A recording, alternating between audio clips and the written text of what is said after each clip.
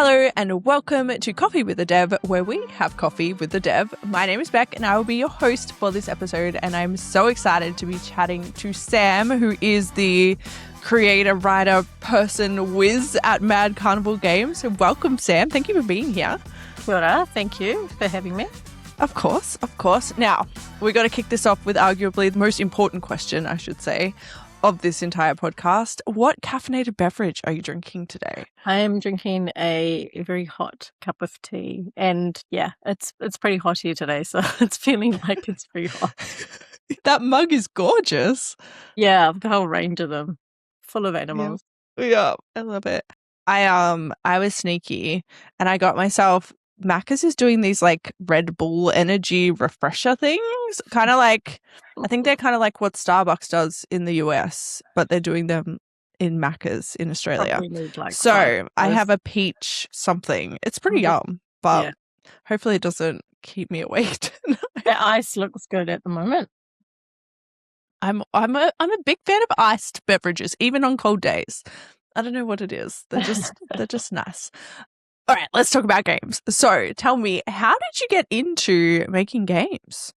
Well, it's a pretty long story, so I'll kind of cliff note it. We started a creative tech studio back in early 2000s, doing more commercial work for clients. So a lot of projects around web-based content. At that point, digital was a lot of, websites, banners, and that sort of thing. So we started doing that. Moved into doing a lot more experiential work for the likes of museums and again, clients, installations and etc. And then during that time, we set up Mad Carnival with the view to start creating some of our original IP games during that period as well. So that's how we kind of started. And then we started developing some games, but the client work kind of always just was, paid, basically. Yeah. So that took priority. Yeah. And then we just started dabbling with a few games. We kind of were doing a lot of commercial, games for clients, mini games, that sort of thing. Started developing kind of our own little prototypes and games across mobile and PC. And then kind of got into it a little bit more seriously. We were sort of doing this kind of thing every year. At the end of each year for our Christmas card, we'd send out like a mini game to our clients. It was quite fun. We were taking whatever was trending at the time and made a little game. And so, we did an Angry Birds version at one point with all our staff on it. We did a little Frogger version trying to get us across the road to the pub, to have our Christmas celebrations. And so it was kind of just ingrained into what we were doing. Yeah. But then a few years ago when VR started, when the first a dev kit came out on Kickstarter, we kind of got one of those and started playing around with that. And so our first commercially released game under different under a different company was Wanderer, which is a VR game. Yeah.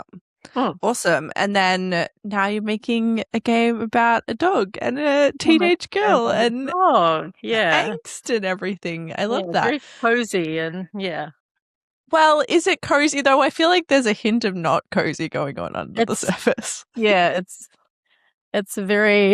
hard to call supernatural cozy, but there's a supernatural element to it. But at the heart of it, there's a lot of wholesome stuff coming out. But there's a little bit of, I called it mild horror, goosebump-esque.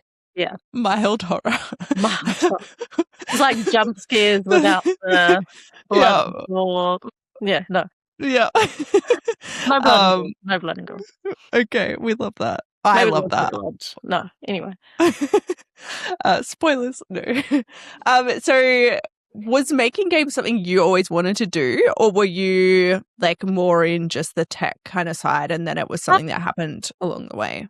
Yeah, it was probably for me, it was more about just creating engaging moments with people, like with the client work we were doing. It was kind of like, what can we do to create something that really engages someone, gets excited about playing with whatever it was, usually around how can I engage with an airline or, or a tea brand or a coffee brand. But even back then we were just finding ways to make this fun, and I think that was our kind of motto all along is like, how can we create moments that people are more likely to remember?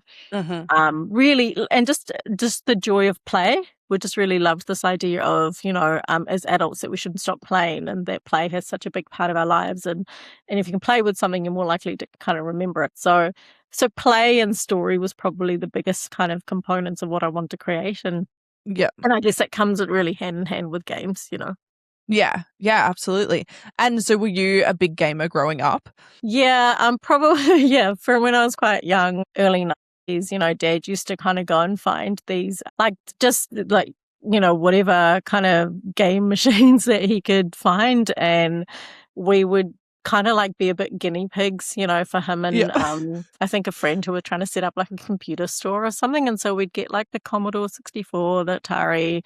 Mhm. Yeah, I loved it. Like playing all those games, waiting for ages for tapes to load. Probably, half the people here probably Blowing have in the no idea what I'm cassettes. talking Yeah. about. But it was, yeah, everything from those early games, like I think it was Pitfall, to all the Summer Olympic stuff. Yeah, quite early, but it was kind of just natural, natural part of what Yeah. we were doing. And then really, and then that's just carried through my teenage years as well with a lot of my favorite types of games are like adventure narrative, Yeah. figure. Yeah. And so just playing, throughout. Yeah. That's so cool. I think it's so interesting because almost all developers that you talk to are like, "Oh yeah, I played heaps of games when I was a kid." And like I feel like I don't know, I don't think we realized how many of us were playing games as kids. That's the thing. I think I probably never really thought about it, but I'm sure everyone had Yeah. their own pockets of playing. My brother and I just used to get all the, the cassettes and tapes. We used to play Yeah. Alex the Kid, and I think I was like 11 or 12 or 13 or something when we were playing that, and Yeah. just whatever we get. And it feels weird to kind of remember all of them. Go, oh, we actually played quite a lot of games. Yeah. We weren't well off by any means, but somehow we found all these games to play. We used to go to the secondhand shop quite a lot as well, and just Mm. get a lot of stuff, there. Yeah. And and it actually was great that Dad kind of brought home these games to play, and we were just getting even just the handheld ones that you could do, Donkey Kong, Yeah. all of them. We were just playing all of them really. Yeah. Arcade, going to the dairy, and playing arcade. Yeah. Yeah. Yeah, I love that. And so do you think any of those games have like influenced what you're doing now? Like you said, you're a big fan of like adventure games and things. Like, is there any specific ones that you're like, oh yes, no, that is why I'm making Yeah, what I'm and it's making? funny even talking about it because my game's set in the, How Was Your Day set in the 80s, late 80s, and I feel like I've just literally described a lot of what happens in the game. And with the character who's a big, game nerd and a book Yeah. nerd. That's kind of me. But yeah, there's, yes, direct influences like that, but also in terms of my favorite games with the narrative adventures.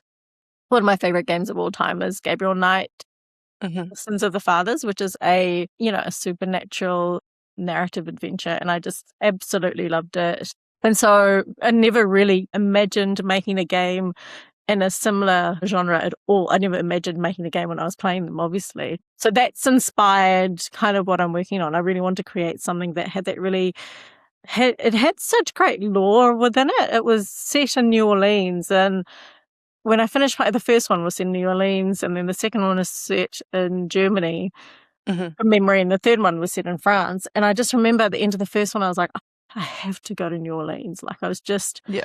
I want to go, and I haven't been, but I was so desperate to go, and it was this Yeah. voodoo thing going through, and I was like, I just love that this game has made me feel like I really want to find out about all this stuff. And so that's what I'm trying to create now, something where you feel like I really want to be there, and we Yeah. hear a lot about Monkey Island fans who kind of love going to location and discovering it and photos from those locations. So for me, that was a big part of kind of what I wanted to create was the setting is just as important as what's happening in the characters. And so the setting itself is a character in the game, Yeah, yeah. Yeah.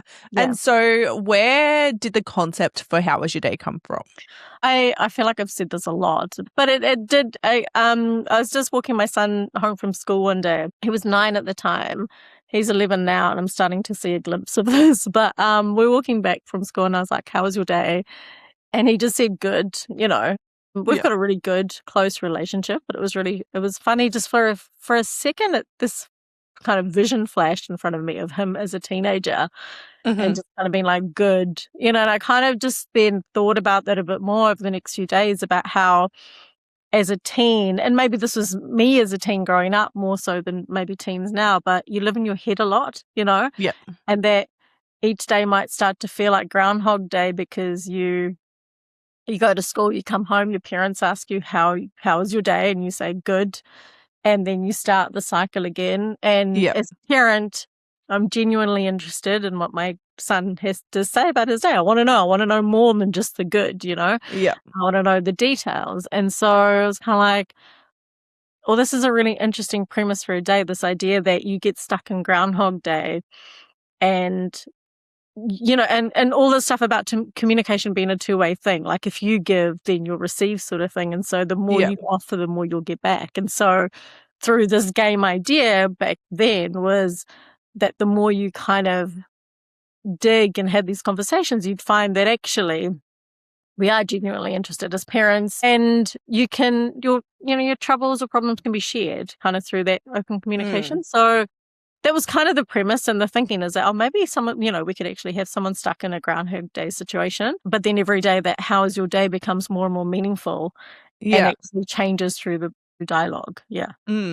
Yeah, I love that. And then where did the setting come from? Because you talked about the setting being so important. So there must be some backstory there.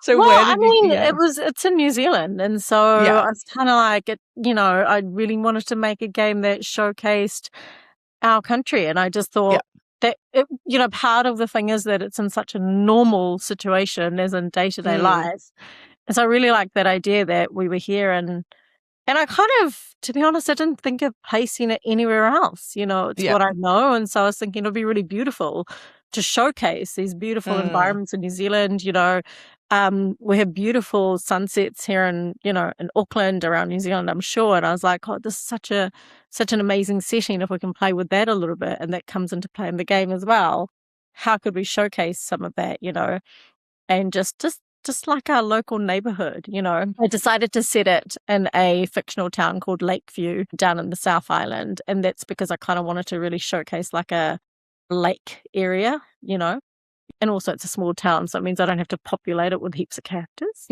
which helps in game art. Yeah. Yeah. Awesome. And so have you done any formal study for gaming, or is it all just working in tech and just figuring it out? No, I've done almost no formal training. I went to university for like 6 months, and I'd been very academic through school up until then.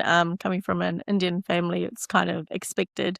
And I think by the time I got to uni, I'd kind of just gotten really tired, of just studying and being academic. And I was like, So I dropped out 6 months in, and kind of I just felt like I just needed to work, and so everything's just self-taught. Who knows if that's a good thing, It's a common thing, so it can't be that bad. Yeah. And so are you full-time on the game, or are you working At as the well? moment I am, actually. Yeah. I've got a couple of little projects, but this year I was kind of really want to make a concentrated effort on getting into it for a short term as well, particularly because I'm writing. And I really want to kind of concentrate on that and do it properly. Yeah, I've kind of been doing I say part-time, but commercial work's been more full-time, and then I've just been doing this in between for the last kind of couple of years. And then this year I've just gone, I'll just take some, a few months to just really knuckle down on it. We've still got a few other projects that keep coming in, which is just natural for for our business. But yeah, I'm trying to be as full-time as possible for at least another few months. Yeah. Yeah. And was that daunting, going full-time? You know what? I won't say daunting. It's exciting. Like, it was exciting, and it probably wasn't even like conscious. I was just like, I won't take on any new projects. We're very much a word of mouth. So I want to say day to day, but my day to day is very different at the moment. But like our studio method, which is creative commercial work, has, derives business from word of mouth typically. And so it's been a bit quieter, and so I've kind of just naturally gone into, well, I'm not going to look for anything, when it gets quiet. Normally I just put the few feelers out, but I haven't done that. I just thought, you know what, this is probably a really good opportunity to do that. And it kind of started off this year naturally. And I was like, oh, this is quite nice. So I'll just keep writing. And when something comes in, I'll take it on, but I'm not going to actively look. And it's been amazing. It's just been so, it's been just really I've loved it. I've absolutely loved it, Yeah. It would be nice to be able to like work on the thing that you're excited about rather than stuff look, that and everyone else. to be honest, I've really, I don't want to say blessed, but it does feel like I've got an amazing job. It feels weird calling it a job because I get to create stories and experiences and work with awesome teams to do that. And that's never hard, or it's not that I don't like it. This, I just feel like is even, I love it even more, but it's all, so when I do, and I think that's one of the things I find really hard is I do find it hard to say no to when cool projects come along because I'm like, oh, I really want to do that. I've got a serious FOMO. I want to do everything. Yeah. And so it's kind of been good that there hasn't been too many of them. There's a couple coming up that I'm like, no, of course I'm going to want to do them, but it means I'm going to have to reduce my time on this. But so I'm frantically writing, trying to get my writing done. But look, I love creating these experiences for people, and when you get to see them and people experience them and it's great to see that, that joy on their face or that connection moment on their face. Yeah, for sure. And so what does a day look like in your life at the moment? At the moment, I am doing a lot of writing, a lot of script writing. So it's a time loop adventure game, and I'm just, writing the narrative, and it's probably about the length of a decent novel already. It's a lot of words. So I'm doing that. I'm directing art for the game as well with our awesome artist, Laura. Working through with our developer on some of the stuff that he's working on, the scene development, that's Mitch, who's also got a great game that he's working on called Tito. I know. Yeah, I know. Yeah. So he's pulling some stuff together for me so I can kind of be as self-sufficient as I can when I go into Yarn and start pulling my scripts across to Yarn and developing that. But a lot of writing, I've got some beta readers involved at the moment, just reading through, just checking that the script and the story is hitting, so reviewing those. Doing some voice records as well at the moment, so I'm kind of starting to pull those together. A lot of that, and then every now and then going, oh, I've got to do a social and marketing push. Then remembering that, and kind of going, I'm gonna do that, and so a lot of like writing, reading, reviewing, assessing, rewriting is what's happening. And do you find like, are you keeping like a 9 to 5 kind of routine or anything like that, or are you just? Sorry, I don't think I even know what a 9 to 5 is, and I'm totally okay with it. I just sometimes I'm like, oh my god, what have I created for myself? I'm pretty much in front of my computer a lot, like quite a lot of hours during the day. And if I'm relaxing, my computer's with me relaxing, which is the TV's on in the background. I'm like, I'll keep doing this while I. Some people have an emotional support water bottle. You have an emotional support laptop. I know. It's a bit sad. It was a bit sad. Not when it's something that you really love, though. I will say the other thing I've been doing actually, because it sounds really boring otherwise. I am reading a few more kind of teenage young adult novels that I used to love back in the 90s to just kind of go, okay, how to just immersing myself in teenage space again. Natural mysteries. I've been watching some 80s movies, which has been really, really fun. Just kind of going, am I, is it 80s coming through? And that's been really fun to do. Yeah. What are some of the books that have kind of inspired some of the story? So one of my favorite authors when I was a teen was Christopher Pike. I don't know how, he's quite popular, but I don't know how popular down kind of our way. But in the 90s, and he was kind of like an R.L. Stine, but I felt like a bit more of a mature writer than R.L. Stine. And just wrote these really cool stories that had a little bit of supernatural is probably not right. It's like a little bit of sci-fi, but not like, more like time loop sci-fi, if that makes sense. Yeah. Full on, Star Wars style, like sci-fi. So Yeah, so things, that he writes about, and a lot of them are like murder mysteries and, things. Yeah. So, yeah, I've taken some out of the library, which was amazing to find actually, because I didn't have a lot of them. So, Yeah. I've had a few like requests out and then they'll come in, which has been cool. That is cool. There's something special about borrowing a book from a library I'm a nowadays. big library, big Yeah. library fan. Also, because I kind of, my partner said I'm not allowed to buy any more books. Yeah, I feel that. I'm a Kindle girly, so Yeah, yeah, I I do. I love my love that for Kindle. traveling. Yeah, I have the full setup. I have the stand and the clicker, so Oh, cool. that's how I Yeah. like unwind to go to sleep. I just read with like Yeah. dark mode So on. It's fantastic. yeah, yeah, yeah, which is actually great because otherwise I'm distracting for my partner. But yeah, Yeah.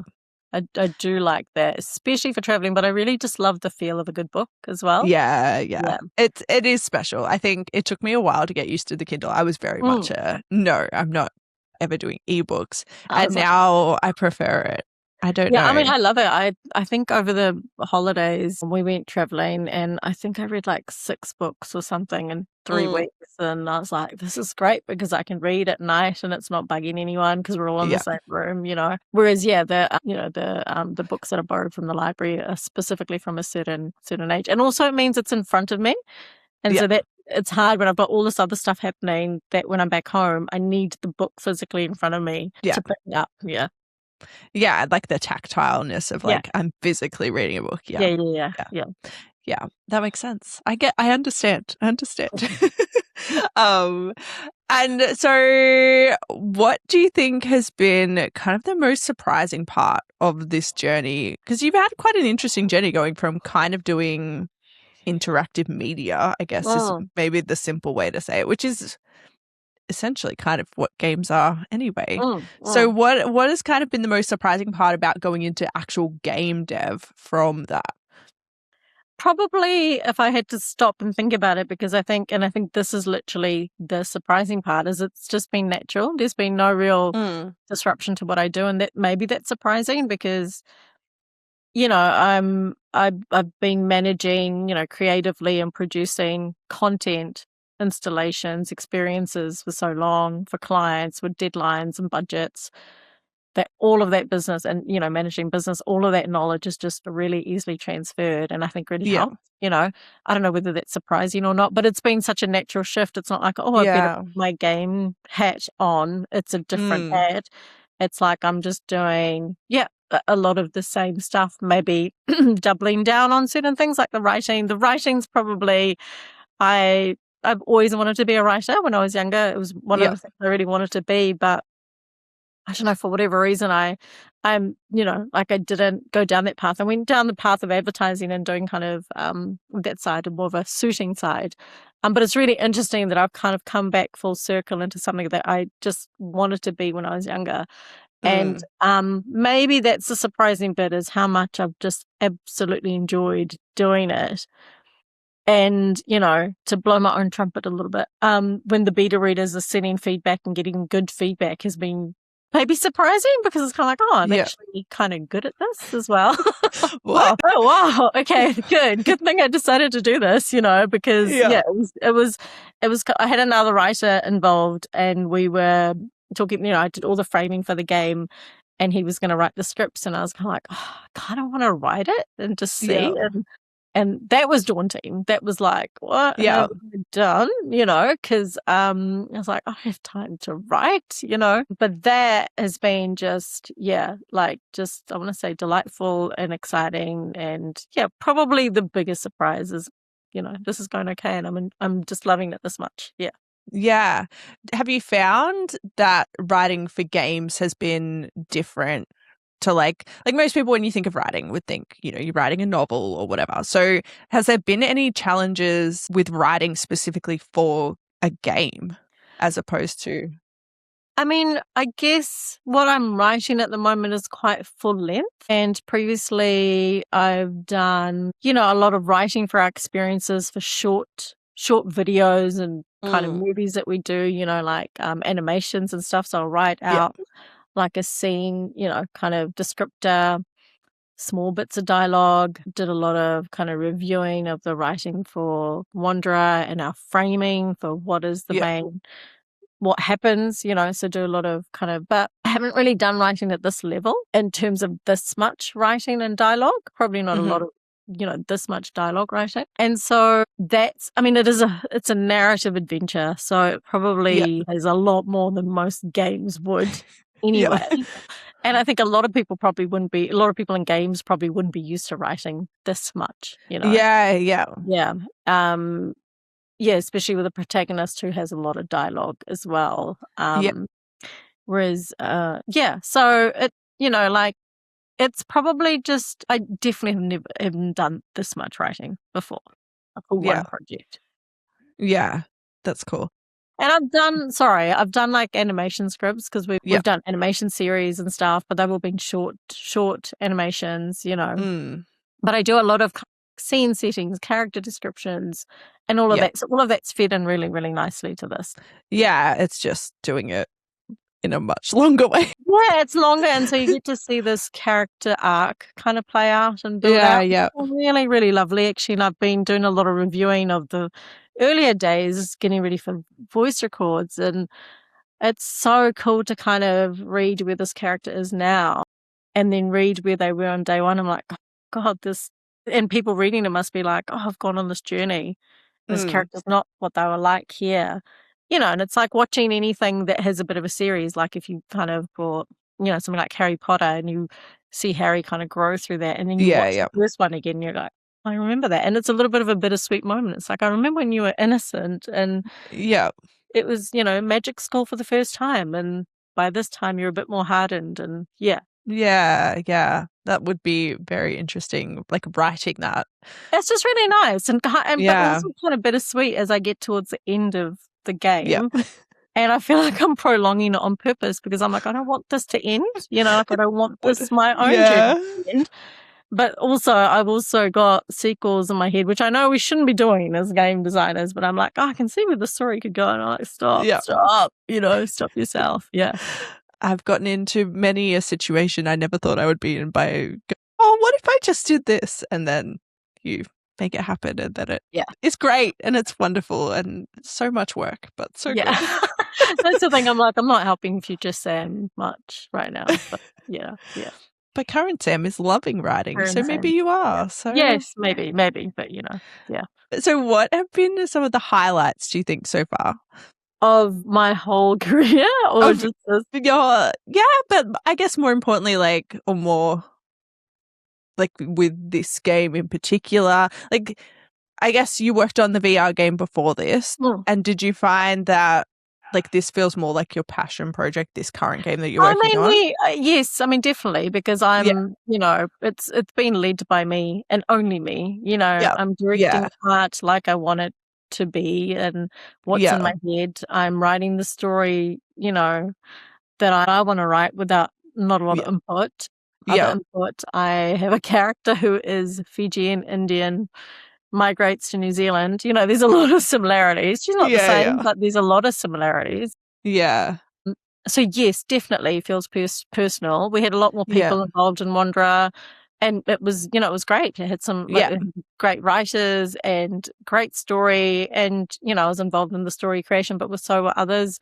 That was really cool, and I'm not at all like I wish it had gone in a different direction or anything. There are moments in there you go, oh, I could have done this, or we could have done this, but I think also kind of added in the bits where it did feel like it's had my say in it, and enough of it. So it wasn't like I don't feel like it's the story's necessarily any better or for that, but I'm definitely enjoying being able to kind of just lead this myself,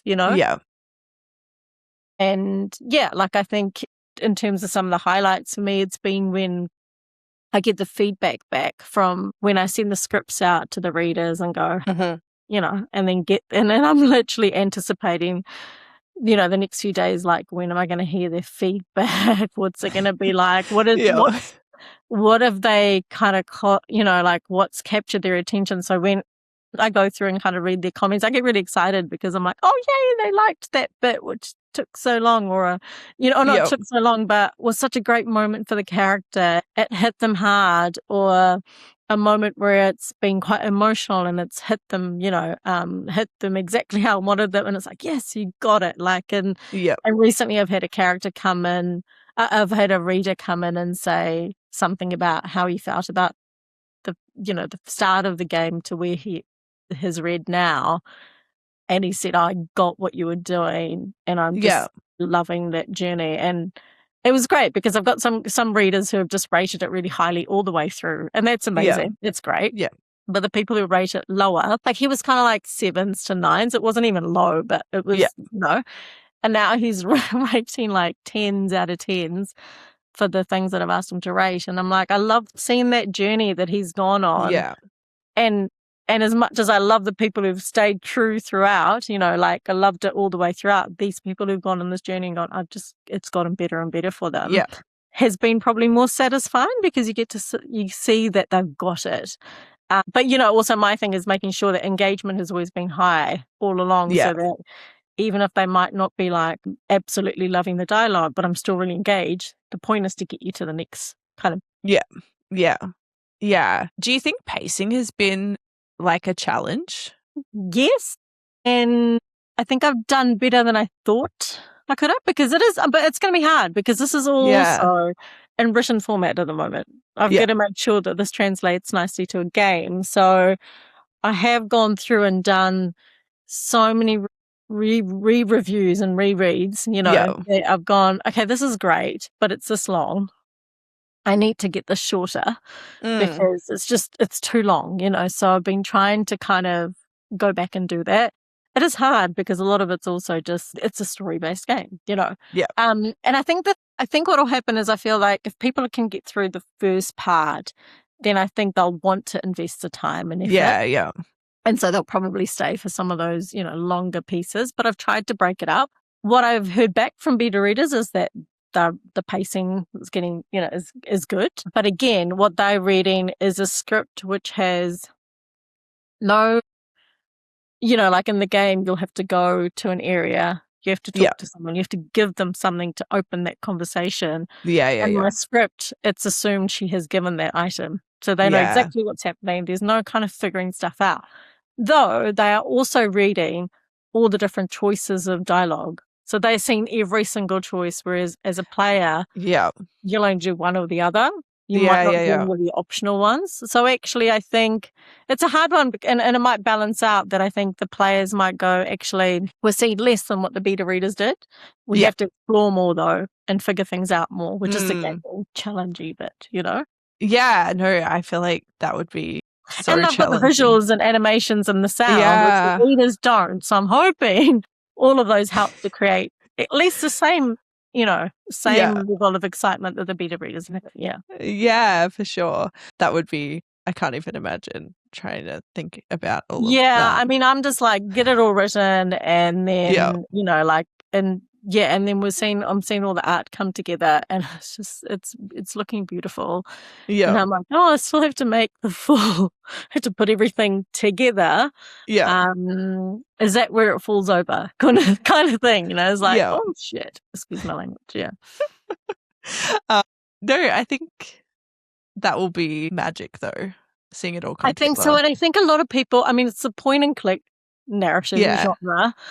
People expect the story, I'm not creating it's not an action game, but I've also really noted and loved seeing the Drifter have all this great success.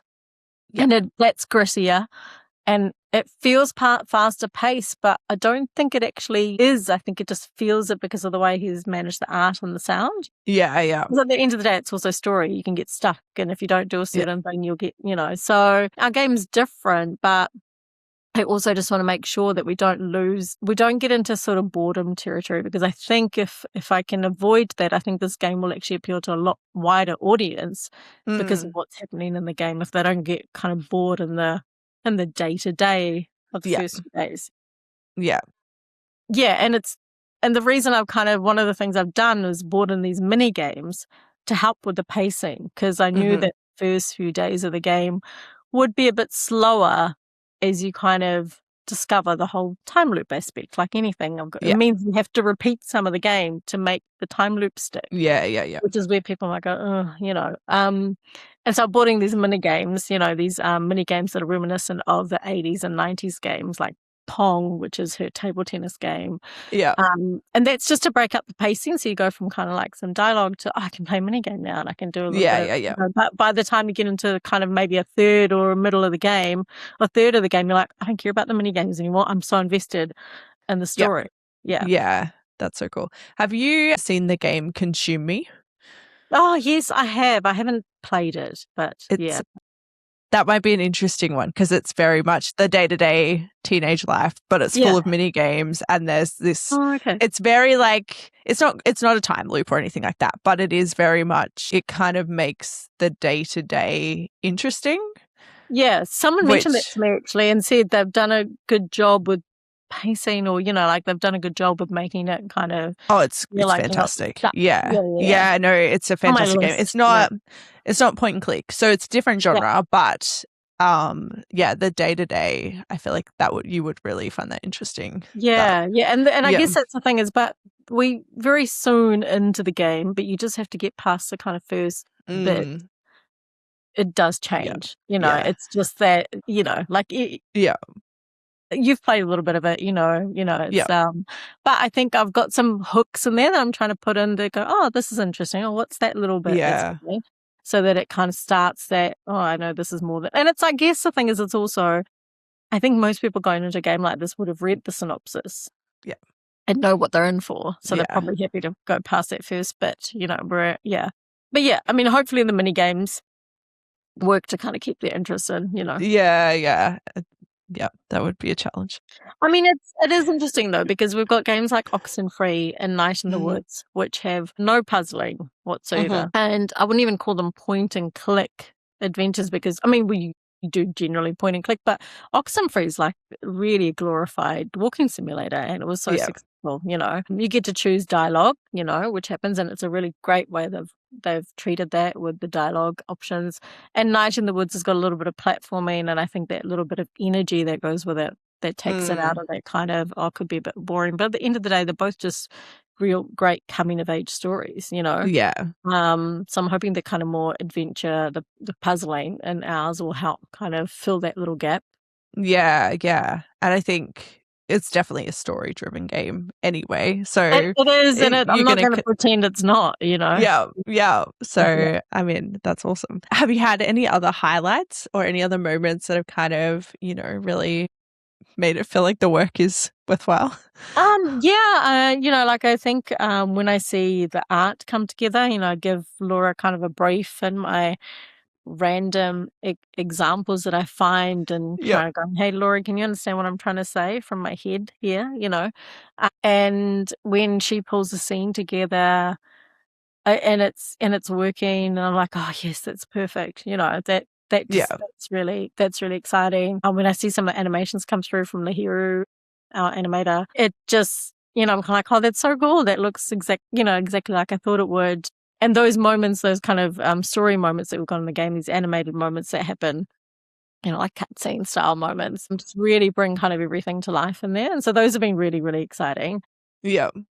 And look, PAX Australia last year was a real highlight. I think anytime you can see people engage with the game, because until then we'd had a demo online, it had people's feedback. It had, a couple of people playtesting and watch them play and go, oh yeah, they seem to like the game. But you've got that many people, and you've got people kind of queuing and coming back for a 15-minute play. I felt really apologetic to some people, going, oh, I'm sorry, there's people here. Yeah.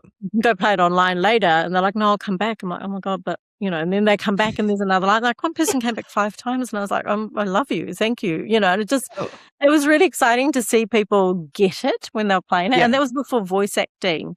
Actually, that's a real highlight, is the day that I kind of went, like, I'm just going to have to do voice acting. Yeah. I had wanted to do it at the beginning, and then I thought, well, that's going to be pretty pricey. And, I've had some good funding come in from NZ On Air previously, and it's been awesome. Otherwise, it's self-funded the game. And so I was like, I don't know if I can really afford to do all this voice acting. I'd Yeah. love to do it. And then the other thing that was niggling is it'll be very Kiwi. It's set in New Zealand. It's going Yeah. to be it's just got all Kiwi voices. And are people going to be able to handle that much Kiwi voice for a narrative game? And then Yeah. the other thing that was really worrying me is that I've got such a range. I've got Fiji Indian characters, Māori characters, Pacifica, Pākehā, like European, everyone. I was kind of like, how am I going to find the car? And I wanted it to be authentic. Yeah. This family's kind of moved to New Zealand sort of recently. And I'm like, this is going to be tricky to find Fiji Indian actors, as a niche population already, and then finding actors within that population who can do voice acting. It was all Yeah. just going to be, I was like, this is going to be almost impossible. And so I was like, no, I'm not going to do it. And then I saw The Drifter, I think at that stage had a demo out or something, and it was full Aussie voiced, really, Yeah. fully into it. And I was like, well, if there's a narrative game with an Australian voice, why not a Kiwi game with Kiwi voices? Like, obviously, this has not put anyone off, not that it should, but, I was just worried about certain words and stuff. And so I was like, I'll just do it. And then so I decided to do it. Then I was like, oh, now I've got to find the people. And and on my limited budget of nothing. But what was amazing is just all this great community of people. So I was doing an interview with someone for something else, for a creative community thing, and started talking to him. He was Indian, and he said, I've got someone who'd be great for this role, for Dia's role. Put forward someone who's amazing, Karishma Griffith, and she's a great actress, and she just fit there perfectly, and so I was like, oh, I'm invested now. What am I going to do? I've got to do this, Yeah. So I started looking at, casting it and finding people at that stage. And that has been, I think, really exciting. And in doing it and hearing the game come to life is just next level. And doing another round of testing. So I've done a lot of online anonymous testing on the demo previously. And then after the voice got added, and seeing the scoring go up, Yeah. Just 1 point from, we've had a lot of great reviews, like people within 7 to 9s and, like a 10 here or there, but mainly the 7 to 9 areas. But there's been a couple of people that were kind of like, this is not their game. One person rated it a 4. And I was like, oh, I guess you're not my audience. And then when I redid the testing and I said, find people within the same group of testers for a gaming site that I was doing. And that person came back and I was like, oh, this is going to be fun. But they went from a 4 to an 8 from and it was amazing. I think they said voice acting just changed. And so obviously for some people, reading versus, hearing is so different. I watched some of the videos come through of some of the people who had played the game. And when I compared it to previously, I'd find people would skip the dialogue quickly, quicker, like they'd maybe read it really quickly and do it. With voice acting, the videos that were coming through, they were sitting to hear the whole read. I was like, well, that's perfect. I mean, that's, what surprised me, because I love voice acting, but I'm a reader first. So I'll read quickly while the voice is on. I'll interrupt the voice and keep going. But a lot of videos I'm seeing of people are just letting the voice, which is perfect. So specific feedback where people have gone, that voice acting has made a difference. I can feel the character better now. What, someone said, like, she sounded like a spoiled brat before, but I can now understand the framing. Yeah. And that's made a massive difference. Yeah, that's so cool to kind of have it brought to life and to kind of have that affirmation that that was the right choice as well for you, especially when it's like a financial choice too. It's like, oh, and I mean, is this going to be worth it? Time intensive as well, like the recording, because I'm directing all the recording. That's like, and I've done a lot of voice recording in my time and directing, and it'll be about 15 to 20 days of, recording. And that all feeds into 15 to 20 days of my time, full days. And then checking them when they come through, adding them to the file. So it's all, quite time consuming. But the great thing is that I've got, some really awesome actors. They've all kind of just really appreciated that there is authentic casting in the game, and that, they're playing the characters that are shown, and instead of people doing voices for, like I've actually had people come in and go, I can do an Indian accent, I can do a Māori accent, and I've gone, that's not what I want. That's Yeah. not at all what I want. And so to be able to showcase some of those kind of talent is really exciting. Yeah. Yeah, I mean, it's exciting to have those characters, but then also to authentically voice them. Yeah. Like, that's like, icing on the cake, really, It's isn't going to it? sound like the biggest melting pot, but that's what New Zealand is. Where Yeah. it's like, all these, which is what I love about it. And then all the Kiwi terms that are in there. That's been really fun to Yeah. yeah. What are some of your favorite Kiwi references that you've got in there? I use choice a lot in the game, sweet a lot in the game, mean as, hard out. These are all also 80s, so it's been Yeah. really kind of going back, and some that I would naturally know, others where I've gone, oh, how would that character speak? I've got our cemetery kind of like custodian. His name's Barry, very Kiwi Southern guy. Yeah. He's like all into it. So I'm just really loving kind of writing from their different voices as well. And Yeah. it's been really great. And then for Maramara, who's our Thea's Māori elderly neighbour, it's been great getting her into, doing a lot of te reo. And I've got a great consultant who's been helping me as I kind of go through and go, how does this sound? And finding the right terms for when you're talking to someone and when that relationship grows, and how your tone might change, and some of that coming through. And then I've also got, my Indian kind of characters in there going into sort of that whole, like, I grew up and very much you flip from language to language. You speak mostly in English, and then a few words come in that are Hindi or whatever. And so that's been really kind of fun to kind of explore that. And I've kind of gone, kind of like stuff it, I'm just going to put it in there, and maybe people won't fully understand it, but within context, and I'm testing that with the readers, within context it's been understood. Where a word is just really quite difficult, I'll usually put in like a natural meaning in there that the character will say, and so far it's been really, really interesting. And actually, even better for me, what's been awesome is some of the beta readers have gone and done their own research, and this has been so cool to see, like where I've put in words or stories in there, and they've obviously gone online and did a search for whatever it was and come back and gone, oh, I've read this about it. I'm like, that's really cool. Now, I don't know if a gamer would necessarily do that all the time. I know I was just saying, and I guess this links back to that Gabriel Knight experience that I had with the New Orleans thing. I remember at the time going and trying to find as much as I could at the library at that point, not so much online, about reading about New Orleans and this voodoo thing. I love that people are kind of doing that with this, so that's really exciting. Yeah, that's so exciting. I mean, how could that not be exciting? Yeah, it gives me kind of like goosebumps that they've gone and made an extra effort, out of, I mean, these are paid readers, but I'm not paying them a ton, and they're quite constricted in terms of how much time they've got, and they're doing their own research and finding out about some of these stories, and that's really, really cool. And in the game as well, I've got there's a library in the game, and in there you can kind of look at books, and so there's a few kind of New Zealand books and stuff that you can look at, and we've created mini books where you can look through some New Zealand animals, there's a bird book that she can get that she can use to do some bird watching, and I really love that.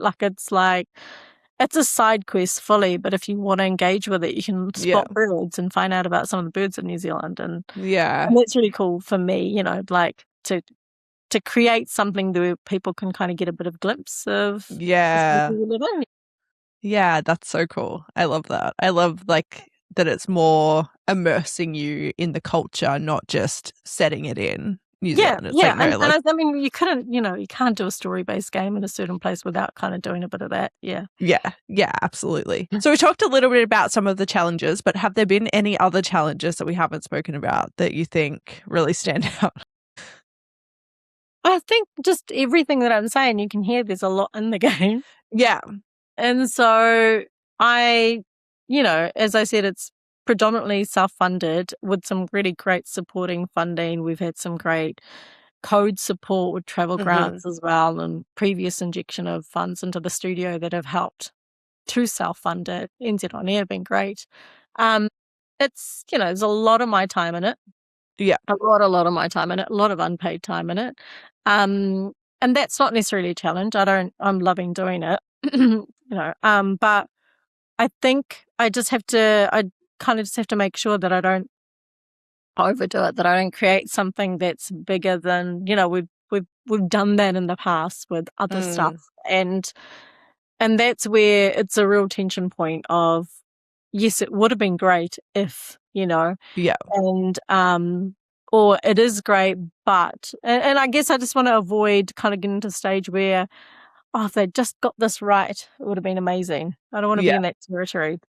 But I'm really conscious that there's a lot going on in the game. We've got the core game with the story. I've got collectibles with the tapes. We've got cassette tapes. We've got dumpster darling cards, which you might have got, some collectible Yeah. cards in there. We've got the books that I mentioned, the birds that you can collect. And I'm like, I've just got to make sure the mini games, just got to make sure this doesn't all just get so out of hand that Yeah. the core game is lost, So Yeah. that's challenging, and has been a challenge in making sure that development wise, we make sure we keep on the main track of what I'm trying to create. And of course, as my story's kind of developed, I haven't really changed necessarily. I haven't added any new scenes or any major things, but as I'm doing stuff, I'm like, it'd be really nice to do this animation here. I'm just really conscious, mainly to do with budget, really. I don't want to blow over what the game might achieve, but at the same time, I feel like there's a really cool story here, Yeah. and if people can experience it, hopefully they'll really appreciate all the time and effort that's gone into it. But I think that's the thing, like anything, scope creep, my own scope Yeah. creep, because I'm so into it kind of thing. But we framed the game, I framed the game, finished framing it kind of February last year. And so I've been really careful making sure that it's mainly stayed. And I've done pretty well. And I think that's probably the grounding of having 20 plus years experience in commercial Yeah. space with budgets and timelines to go, Yeah. let's not go too crazy, Yeah, absolutely. I think scope is one of the biggest challenges that all Yeah, it developers is. And face. there's a lot in the game, but yeah, we still have to build out quite a lot. Yeah. So it's going to be interesting to see. But I think that will be the challenge, is making sure that script comes through. Yeah. And the development of it. Yeah. Yeah, absolutely. Has there been anything else that stood out that you're like, oh, I didn't expect this, or, different challenges?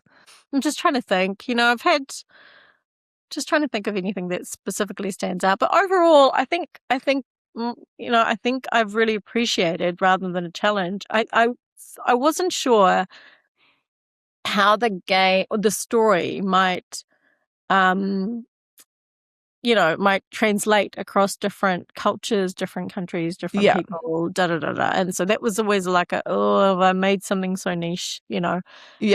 But when I did my beta testing last year, anonymous online, and the results came back, and I've got people, I've got like 20-year-old males from Middle America, through to 40-year-old, Yeah. which, but no, they've been very accepting. And, people in Turkey, Greece, India, UK, Canada. It's amazing, because I've got this whole range of people. Yeah. From 20 through to 48, I think, is the current spread of people. And I've had probably over time about 100 people, various people play it. And they're, on the whole, if they like that sort of game, and a lot of them have liked the story is not, it's a universal story. They, a couple of them even said, I'm not a teenage, and I'm not an Indian teenage girl in New Zealand, but I get it. Yeah. And so I think that's really great. Yeah.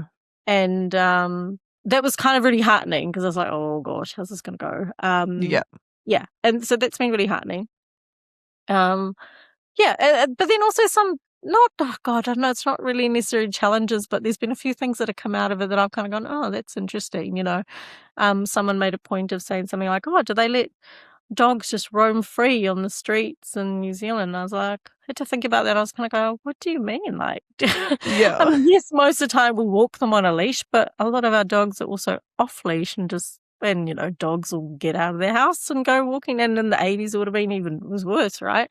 Yeah. So sometimes I'm kind of like, gosh, this is obviously quite a different, these aren't necessarily challenges, but even, someone in India, one of my readers, has gone, oh, shopkeeper wouldn't talk to someone like that. I'm like, God, like this is, I don't know, it's Yeah. our local dairy and they do talk to us like that's what it's like. So there's been some of those cultural, but I'm like, that's actually people on the whole. In fact, I would say 100% of people have gone, this is really cool to read about something play something that's from a different culture, a different setting. People have really, really loved that.